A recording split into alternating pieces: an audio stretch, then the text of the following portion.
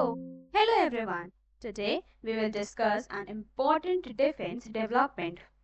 Russia has proposed a two-seater version of its fifth generation stealth fighter, the Sukhoi Su-57E, especially for India. Along with this, Russia has also offered integration of Indian-made weapons on the aircraft. This proposal comes at a time when India is rapidly modernizing its air force and looking for advanced fighter aircraft to counter regional security challenges.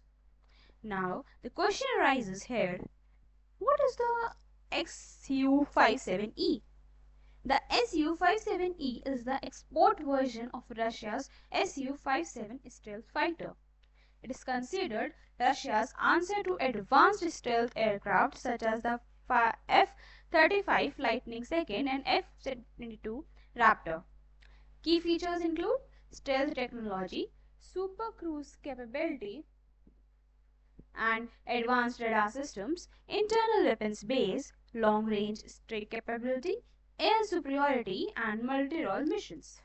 The new proposal includes a two-seat version allowing one pilot to fly while the second crew member manages weapons, sensors, electronic warfare, and complex battlefield operations. Now, why is Russia offering a two-seater version to India?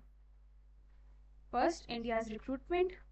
The Indian Air Force is searching for advanced combat platforms to strengthen its capabilities against potential threats from both China and Pakistan. Second, technology partnership. Russia has traditionally been India's biggest defense partner and wants to maintain that position despite increasing competition from Western countries. Third, Make in India. Russia has also indicated willingness for technology transfer, local manufacturing, integration of Indian weapons. This aligns with India's Atmanirbhar Bharat and defense indigenization goals. Now, what does weapons integration mean? Russia has offered to integrate Indian weapons on the Su-57E. This means India could potentially equip the aircraft with first air-to-air missiles, which include Astra Mk1 and Astra Mk2 under development. Second, air-to-ground weapons, which include BrahMos variants and smart anti-airfield weapon SAAW. Third, future indigenous systems, long-range missiles, precision-guided munitions, indigenous electronic warfare systems. This would reduce dependence on foreign weapons and improve operational flexibility. Now, India-Russia defense relations are India and Russia has maintained a strong strategic relations for decades. Now, the historical background will be during the Cold War, the former Soviet Union was India's closest defense partner.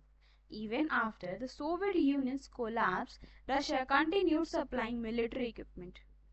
Today, nearly 60 to 70% of India's legacy military equipment has Russia origins. Now, let we hear some major Russian weapons used by India. First, Air Force. Air Force include weapons like Sukhoi Su-30 Mk1, second MiG-29, third Mi-70, Army T-90 Brishma and T-72. Navy include INS Vikramaditya and Nuclear Submarine Leasing Corporation.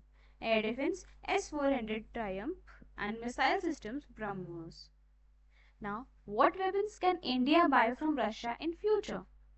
Potential options include first, fighter aircraft, which include Su-57E strength fighter and additional Su-30 MKI upgrades. Second, air defense, more S-400 systems, future advanced missile defense systems. Third, naval systems, submarine technology and frigates and naval weapons.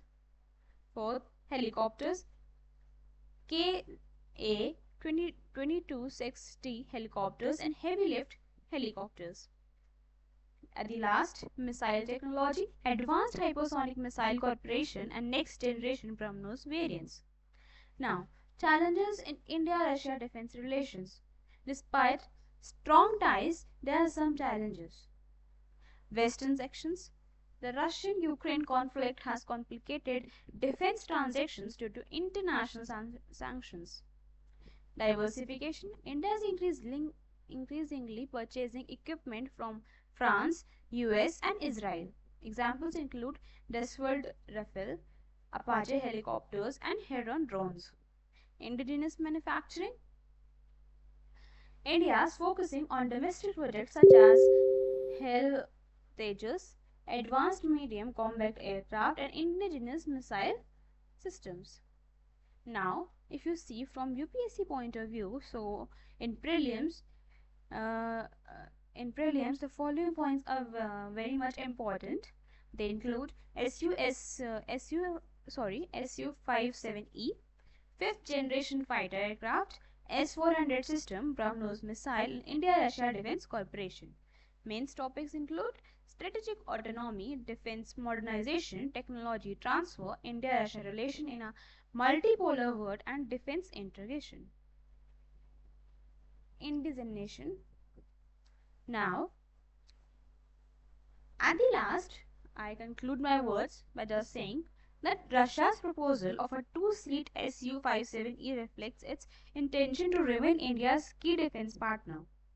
The offer becomes more attractive because Russia is willingly to integrate Indian weapons and potentially support local manufacturing. However, India must balance this opportunity with concerns regarding cost, technology, transfer, sanctions, risks, and its broader goal of achieving defense self-reliance. For India, the decision will ultimately depend on whether the Su-57E complements indigenous projects like the AMCA while strengthening the Indian Air Force future combat capabilities. So, this is the whole information related to Russia's proposal to two-seater Su-57E variant and weapon to India. And in this, we have discussed several topics. We have seen the UPSC perspective also, and we have seen the India-Russian relations and the Russians' weapons. So most of the things we have discussed here. So I hope this information would be very grateful and fruitful for you.